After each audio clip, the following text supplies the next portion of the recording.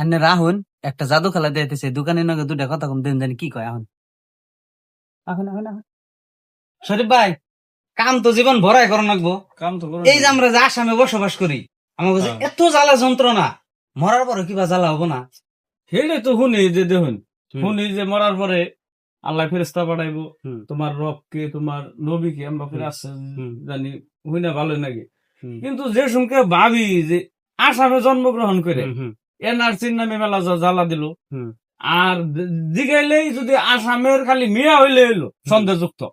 আমরা 47 সনের আগে আইলেও কোনো কথা নাই, 150-এর পরে আইলেও কথা নাই, আগে আইলেও কথা নাই, মূলত আমরা বাংলাদেশি, খালি বাংলা ভাষা কইলে হইলো বাংলাদেশি।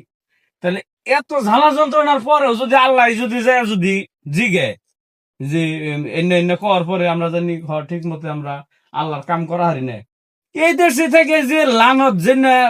সরম লজ্জা যে আমাকে যে নির্লজ্জ হয়ে যে ই করতেছে, এটাই তো বড় বেশি। এনে যে বাইসা থাকতাছি, তারপরে মরার পরে আমাকে তো বিনা হিসাবে আমাকে জান্নাত দেন না, আল্লাহ যে সুমকা খালি খালি কবো যে কোন কোন আইছ তোরা যে সুমকা কম যে ময়ও খমল লরা অসমীয়া ডাইরেক্ট কব যায় যে ব্যস্ত ডাইরেক্ট কাম বন্ধ হবো, নয় কিন্তু হিসাব নিকাশ আলাদা হবো। না না ভাই তার মানে কি যারা কষ্ট করতেছে যখন সৌদি আরবের জন্য মুসলমান হাই রে আরাম, এক একটা এমপি যাতে আন্টি আরামে না থাকে, এক একটা সৌদি আরবের মানুষের সাথে আন্টি আরামে থাকে, অন্য অন্য সব দেশে কোনোই নাই। কিন্তু আমরা আসামে জন্মগ্রহণ করে একটা মুসলমান হিসাবে যাতে আন্টি নির্লজ্জতা মানে বোধ করি, মানে সবসময় একবার খাইতে বইতে মোবাইলটা দেহারেন কি কি কই না মানে দেহার শরীরে ওপেন করলে মিয়া মিয়া মিয়া এমনি শোনার পরে মরার পরে যদি আলাদা কিন্তু এক্সট্রা যদি ঝামেলা দেয়, তাহলে কিন্তু ওই টাইমে ফেরস্তা করলে হিসাব ই করার আছে। ডাইরেক্ট কর নাকবো যে আসামের পরা কেইটা আইসা ডাইরেক্ট কর নাকবো, এটা তো ই করো তখন কম যে আমি আসামের পরা এইখিনি আছো 1.5 কোটি 2 কোটি আমি বা 5 কোটি মানুষ আছো, বিনা হিসাবত আমাকে জান্নাত দিব লাগে। মানে গুটি কেটে ইমান জ্বালা যন্ত্রণা বুক করে আইছে, গুটি কেটে বিনা হিসাবত তার মানে জান্নাত দিব এটা অরিজিনাল কথা না। এই সিস্টেম থাকুন নাকবো কেন দিকে, যেমন ওই যে সৌদি আরব যে সময় আমি আসছিলাম হেনেকার ওরা রোজা থাকে কেমবা করে জানেন, সারাটা দিন ঘুম পারবো,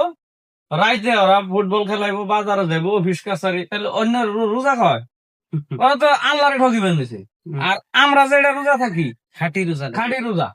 আমি রোজা থাকছি, আমি কইছি আমার 1 রোজা তোরা 30 রোজা, আমার কইছে যে এই হারাম এটা কোন না, বললাম বাস্তব প্রমাণ আমি সারা দিন রোদে কাম করি, মরুভূমিতে খেজুর গাছের কাম করতেছি, আমি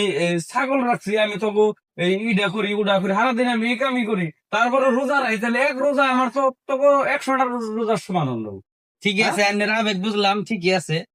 আমাকে কথার মধ্যে একমত কে রাখরা